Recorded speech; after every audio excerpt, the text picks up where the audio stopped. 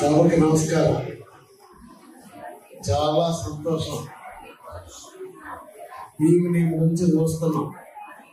ఈ నిర్వాహకులంతా చాలా శ్రమ పడ్డారు, చాలా బాగా ఆర్గనైజ్ చేశారు. మీరు ఎన్నో సముద్రాలు దాటి ఇక్కడ దాకా వచ్చి ఎంతకాలం నుంచో జీవనోపాధి గడుపుతూ ఇంత దూరాలు ఉన్నా కూడా మన తెలుగు భాష మీద మీ మమకారం, మన కళలు, సంస్కృతిని, సాంప్రదాయాన్ని పోషించటం, దాంతో పాటు అన్న ఎన్టీ రామారావు గారు మహోన్నతమైనటువంటి వ్యక్తి, శక పురుషుడు, యుగ పురుషుడు, అవతార పురుషుడు, భగవత్ సమానుడు. ఆయన సినీ వజ్రోత్సవం సందర్భంగా మీరందరూ ఇక్కడ కలుసుకోవటం చాలా సంతోషకరమైనటువంటి విషయం.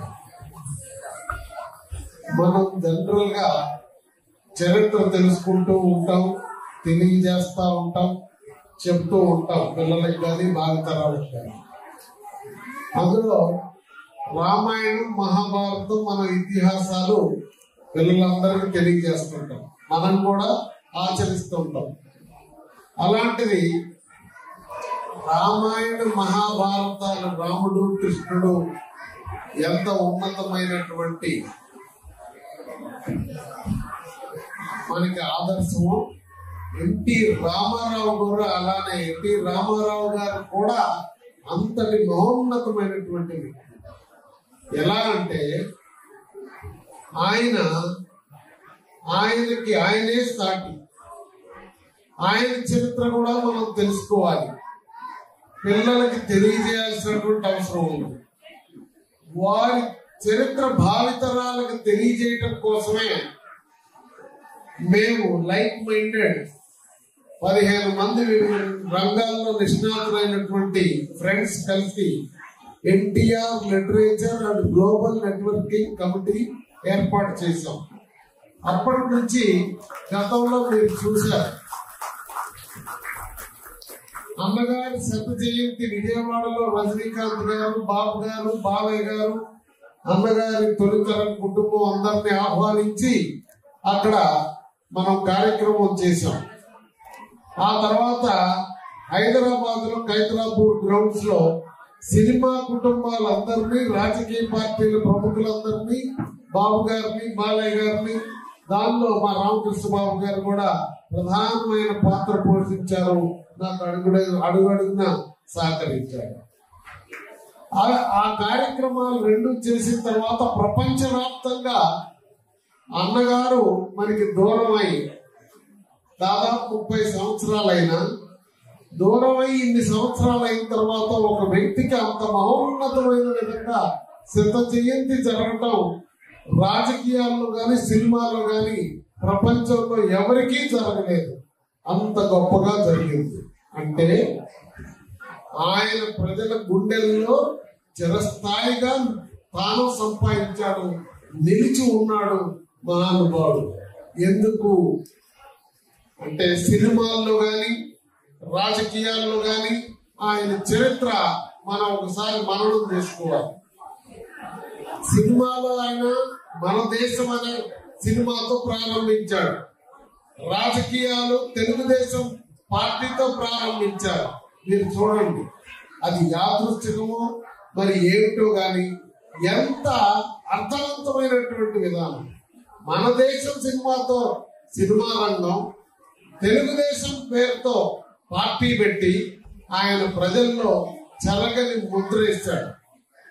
ఎంతో కష్టపడి పైకి వచ్చిన రామారావు గారు సినీ జీవితం ప్రారంభించి విజయ స్టూడియోలో 500 రూపాయలకి జీతంతో ఆయన సినిమాలు ప్రారంభిస్తే ఆయన నిలదొక్కుంటున్న సమయంలోనే రాయలసీమ కరువు వచ్చింది.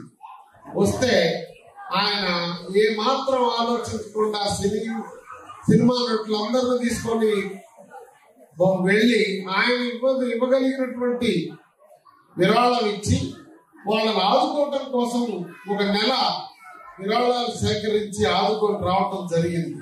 వచ్చిన తర్వాత నాగిరెడ్డి గారు అడుగుతారు, రామారావు అంటే అక్కడ ఆయన జీతానికి పనిచేస్తున్నాడు కదా, అప్పుడప్పుడే నిలదొక్కుంటున్నాడు. అయితే మీరు క్రమశిక్షణ రాహిత్యం, అనుమతి తీసుకోకుండా నెల రోజులు ఎలా వెళ్ళారు, పైపెచ్చి మా సినిమాలు నటించేవారు మీరు బయట తిరిగితే మీ గ్లామర్ తగ్గుద్ది, తర్వాత మా సినిమాలు ఎవరు చూస్తారు అని చెప్పేసి అడిగాడు. అయితే నమస్కారం, ఆపదలో ఉన్న వాళ్ళని ఆదుకోవడానికి వెళ్ళటం క్రమశిక్షణ రాహిత్యం అయితే నాకు మీ ఉద్యోగం వద్దండి, నేను సొంతంగానే నటన చేసుకుంటాను అని నమస్కారం పెట్టి NET బ్యానర్ పెట్టి ఆయన కార్యక్రమాలు నిర్వహించారు. ఎంత సాహసం, ఎంత గొప్పతనం, మానవాళి పట్ల ఆయనకున్న మమకారం ఎంతటనేది తెలుస్తుంది. ఆయన భవిష్యత్తు లెక్క చేయాల, సాటోడికి ఉన్న కష్టాన్ని పాలు పంచుకోవాలనుకున్నాడు. అది ఎన్టీ రామారావు.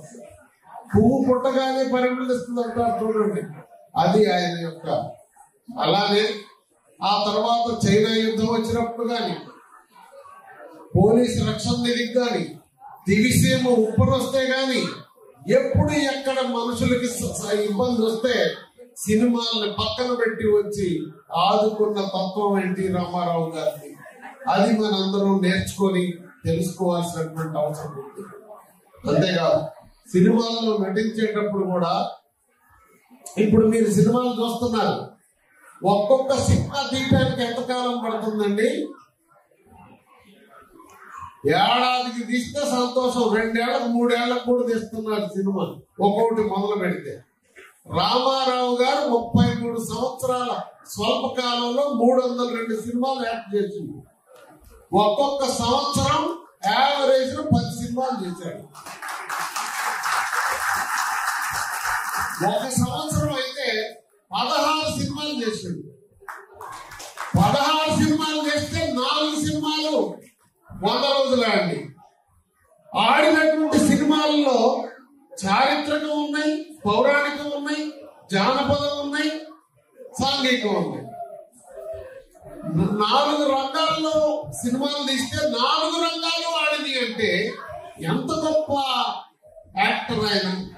ఆయన ఒక నటన చేస్తే, ఆయన నటించిన తర్వాత ఆ పాత్ర ఇప్పుడు దాకా ఒక కూలివాడు కూలి చేస్తే, ఆ కూలి పాత్ర ఆయన నటిస్తే, అరే కూలివాడు అంటే ఎక్కడే ఉంటాడు కావాలి అనిపిస్తుంది. రాముడు కృష్ణుడు పాత్ర ఆయన నటించాక అప్పుడు దాకా మనం క్యాలెండర్ లో చూసాం. ఇప్పుడు మన మనసుకి ఏం అవుతుంది, అన్నగానే కనపడుతుంటాడు. నిజంగా రాముడు వచ్చి నేనే రాముడయ్యా అంటే కాదండి, ఏనే రాముడు అనేటట్టు ఉంది. మనం అంత లీనమైపోతున్నాం పాత్రల్లో, అవకాశాలు పడతాం. అది ఎన్టీ రామారావు గారికి ఉన్నటువంటి కమిట్మెంట్, అంకితమైన భావం నటన పట్ల. అలా ఆయన చేసిన పాత్రలు మీరు గమనిస్తే ఒకే సినిమాలో 5 పాత్రలు ధరించాడు. 3 అనుకుంటాం మనం దానవేర సూర్యకర్ణంలో, కానీ శ్రీమద్ విరాట పర్వంలో 5 పాత్రలు ధరించాడు. కృష్ణుడు, అలానే కీచకుడు, దుర్యోధనుడు, అర్జునుడు, బృహన్నర. ఈ 5 పాత్రలు ధరించడమే కాకుండా దర్శకత్వం ఆయనే చేశాడు, నిర్మాణం ఆయనే చేశాడు. ఎన్ని పాత్రలు! ఇది మానవ సాధ్యం అండి.